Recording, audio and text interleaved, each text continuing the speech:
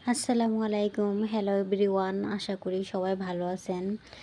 আমি আজকে আপনাদের সাথে শেয়ার করব মাছের মাথা দিয়ে বাঁধাকপির একটি দুর্দান্ত রেসিপি। তো এর জন্য আমি যে দুটো মাছ দেখালাম তার মধ্যে বড় সাইজের মাছটির মাথাটা কেটে ধুয়ে নিয়েছি, সাথে কেটে ধুয়ে নিয়েছি বাঁধাকপি।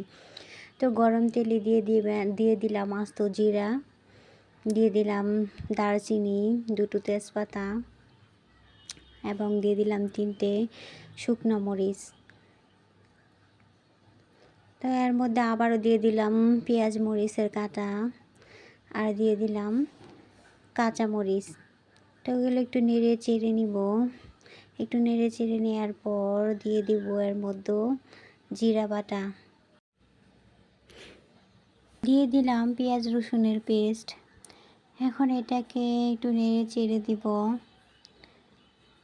এবং এর মধ্যে দিয়ে দিব আরও পরিমাণ মতো মরিচের গুঁড়া, ধনিয়ার গুঁড়া, হলুদের গুঁড়া, লবণ।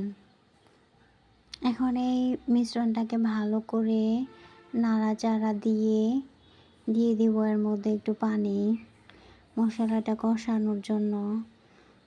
একটু পানি দিয়ে নাড়াচাড়া দিয়ে ঢাকনা দিয়ে দিলাম।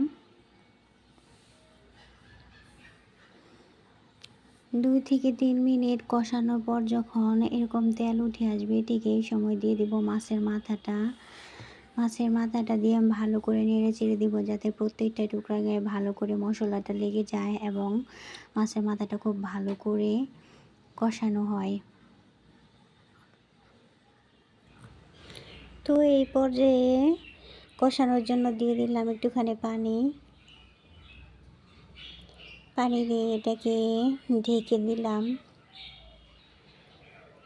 এবারও 2 থেকে 3 মিনিট কষানোর পরেও দিয়ে দিলাম ধুয়ে রাখা সবজি।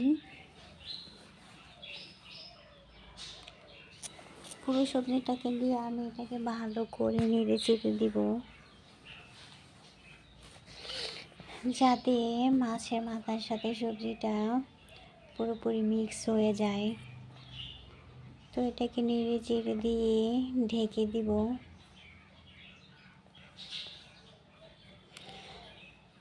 ঢেকে কিছুক্ষণ কষানোর পরে দিয়ে দিলাম পানি। এই পানি দেওয়াটা স্কিপ হয়ে গেছে, এর জন্য আমি দুঃখিত।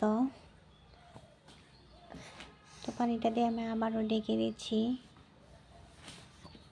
এই পর্যায়ে 3 থেকে 4 মিনিট কুক করার পরে প্রায় রেডি হয়ে গেল। এখন আমি দিয়ে দিলাম ধনেপাতা কুচি। এই ধনেপাতা কুচিটা দিয়ে সামান্য নাড়াচাড়া দিয়ে আমি এখন এটাকে নামিয়ে নিব।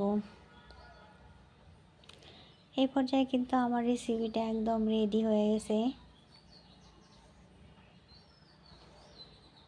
এবার শুধু পরিবেশন করার পালা। দেখতেই পাচ্ছেন, দেখতেও অনেকটা সুন্দর দেখাচ্ছে মাশাআল্লাহ।